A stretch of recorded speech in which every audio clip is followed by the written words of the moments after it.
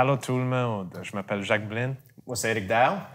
puis on est ici avec notre grand-père Omer Blin avec une conversation dans le premier. So, on va commencer avec une question pas mal simple, grand-père. Où est-ce que tu es né et puis en quelle année? Ben, tout d'abord, merci de l'invitation de partager avec vous deux et le public. Ça me fait plaisir de vous voir tous les deux ensemble et je suis prêt à répondre à toutes les questions. Mm-hmm. Bon, pour répondre à la première, je suis né en février 1936, le 28, le dernier jour du mois d'une année bissextile. 1 heure plus tard, ma mère me dit que j'aurais été né le 29. Ma mère a accouché dans la maison où nous vivions à Saint-Bernard à l'époque avec le docteur Melançon de Weymouth qui lui a aidé. Je suis le premier-né d'une famille de 3 garçons. Mm-hmm. Puis, comment est-ce que tu dirais que la vie était différente à ce temps-là puis dans ta jeunesse comparée à maintenant? Ben, c'est intéressant, ça. Voici. En 1936, donc à la fin des années 30, c'est juste avant la guerre, hein, la Deuxième Grande Guerre, qui était de 39 à 45. Les temps étaient durs. Le militaire était de grande influence. Il fallait préparer les forces armées pour aider aux Britanniques.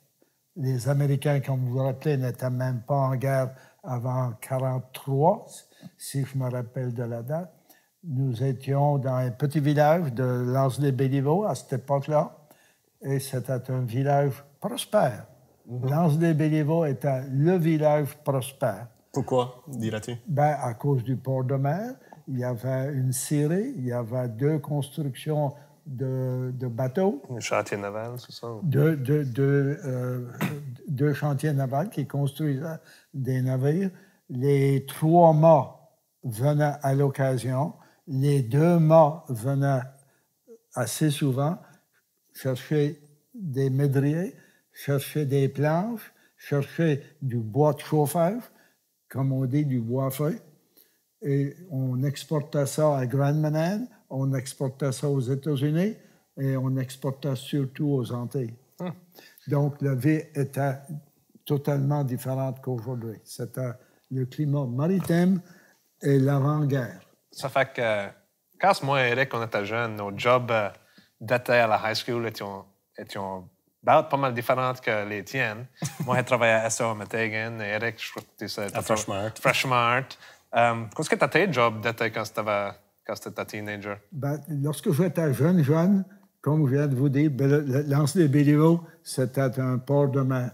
Or, on engageait les jeunes hommes, là, 13 ans, 14, 15 ans, puis on prenait le bois à feu, le bois de chauffage, qui avait été vidé sur le quai, puis on lançait ça dans la cale du bateau. Puis ça nous payait une grosse somme. Peut-être 50 cents, une pièce, des sommes négligeables. Lorsque je suis devenu un peu plus grand, ben, j'ai eu une carrière un peu différente. J'ai été navigateur, j'ai été creuser des puits à la pelle, j'ai travaillé dans un moulin assez selon les étés. J'avais un petit travail à chaque été. Okay. Donc, celui-là que j'ai évidemment retenu à cause que j'étais à ce moment-là un peu plus âgé, c'était comme navigateur. On avait resté 2 mois sur le bateau des Gypsum, qu'on connaît tous dans la région. Aujourd'hui, la compagnie Gypsum, comme vous savez, est totalement fermée. Il n'y a aucune activité, quoi que ce soit. Okay. Dans mon temps, c'était une source d'emploi très importante. Puis, où est-ce que ces différents voyages-là t'avons apporté? Ben, je commençais à grandir un peu. Et en sortant de Hansport, on avait été à New York, on avait été à Nouvelle-Orléans, on avait été à Jacksonville, Floride, on avait été à la Jamaïque. C'est ceux-là que je me rappelle de plus. Mais ça qui était intéressant, ma mère ne voulait pas que je devienne navigateur. C'était non. Et une bonne été, elle s'en avait été travailler aux États. Et ma girlfriend, mon amie de fille, qui est... Notre grand-mère, oui. elle était à Moncton. OK. Et je me rappelle de leur avoir envoyé un télégramme aux deux.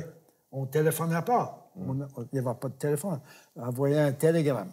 Et je me rappelle très bien ce que j'avais dit. Gone to Jamaica, see you in 2 months. On va dire, c'est pas comme aujourd'hui quand nous autres, on en tournait puis on peut envoyer des messages à tout le monde tout le temps. Là. Ou qu'on FaceTime, on peut les voir. Puis vous savez pourquoi je l'avais écrit en anglais? Il fallait écrire ça sur un morceau de papier.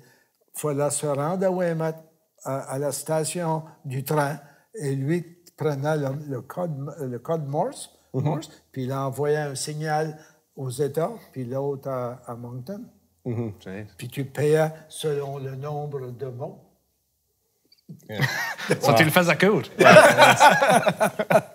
T'allais pas écrire un roman, là. Non. Ben, ça coûtait cher. Puis à la fin de l'été de ce voyage-là, je m'en étais revenu chez nous après avoir mangé pendant 2 mois, voyagé, bu quelques bières ici et là, avec 225 piastres US dans mes poches. T'es riche. T'es riche. À ce temps-là, ouais. Puis, c'est ça, nous autres, on sait que tu as été au Collège Sainte-Anne à l'époque. Peux-tu nous parler un petit peu de comment est-ce que c'était la vie au collège et tout ça? La vie au collège en 1900... Je suis arrivé là en 1947. Je suis arrivé là en 1947, après la guerre. Les temps étaient durs, difficiles. J'ai demeuré là 6 ans, donc j'ai fait mon high school à Sainte-Anne. C'est pas un secret, puisque je l'ai dit avant à mes amis. J'ai pas aimé mon séjour à l'époque. Nettement pas aimé. Je pourrais le décrire, mais on va dire que je n'ai pas tellement aimé ça. La discipline était sévère. Chez nous, il n'y avait pas de discipline. Ma mère nous laissait faire à peu près tout ce qu'on voulait. Pourtant que l'on se comporte. Puis à Sainte-Anne, tout était défendu, sauf ce qui était permis. Puis c'était les prêtres qui étaient en charge. Tu as bien compris. Tout était défendu, sauf ce qui était permis. Et puis ce qui était permis était très peu. Très peu. Pouvez-vous aller voir les femmes les fins de semaine et tout ça? Non, non, ben, c'est mon high school, hein, mon secondaire. Et puis, aujourd'hui, comme adulte, j'ai remercié les parodistes plusieurs fois de les avoir méprisés, puisque je les méprisais à l'époque un peu trop. Mais si ça n'a pas été des Ulysse et du collège, je n'aurais pas réussi dans la vie. Tu n'aurais pas eu l'éducation que tu as eue. Non. À cause par après, qu'est-ce que tu as fait après Sainte-Anne?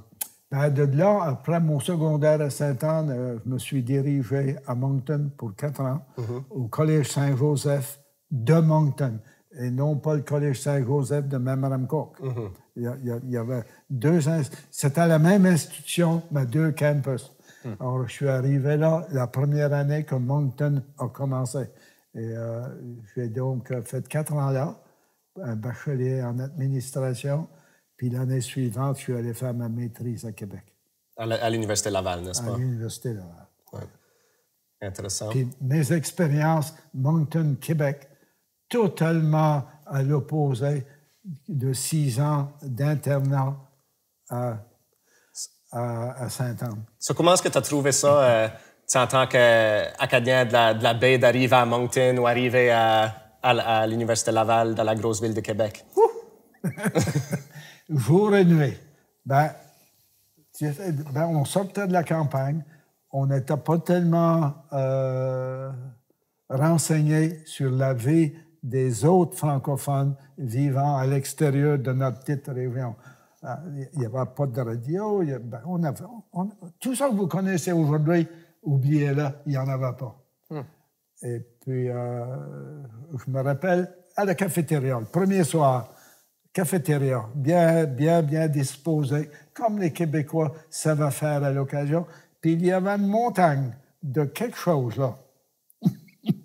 Je me rappelle, j'avais demandé à mes chums, quoi c'est que ça? Ben, ils disent, c'est des champignons. Je n'avais jamais vu des champignons mauvais. Vraiment. Pas pour manger, en tout cas. Non, pas. C'est dans la forêt, oui. Ben oui, yeah. Ça, c'était une belle petite expérience négative. Je vivais à Québec, ça c'est intéressant. Je vivais à Québec dans une famille. Le monsieur était le gérant de la manufacture Rock City Tobacco. Rock City Tobacco, c'est eux qui faisaient les Buckingham cigarettes, qui faisaient les Craven, puis d'autres, là, comme ça. Des brands qu'on connaît pas, nous autres. Oh, non. Ça, là, on avait discuté un peu avant ça. Tu nous as dit, grand-père, que tu as participé au premier festival acadien de Clare. Peux-tu nous parler un peu de ça? Ben, c'est vrai que j'ai participé comme danseur apprenti. Puisque j'avais arrivé de Moncton à la fin de mai, et non pas avril, à la fin de mai. Et la Madame Harney, qui était la directrice de troupe de danse, avait arrivé chez nous le même soir, m'invitant à aller danser. Et puis, évidemment, j'avais les 2 pieds pas mal raides. Mais ça, c'était en 1955. Donc, à l'époque, j'avais 19 ans, j'avais 2 ans d'université d'accompli. Et puis, je me rappelle, c'était du fun. Il fallait que j'aie appris beaucoup en peu de temps. Ça fait que, grand-père, as-tu un dernier mot que tu aimerais dire? Sont-ils déjà rendus à la fin? Ça passe vite. Ouais. Avec des yarns comme nous autres. Ça va vite. Des barrancos. Ben, pour le mot de la fin, merci de m'avoir invité une deuxième fois. Je regrette que grand-mère n'est pas avec moi, puisqu'elle aura pu ajouter le plus tôt des petits items.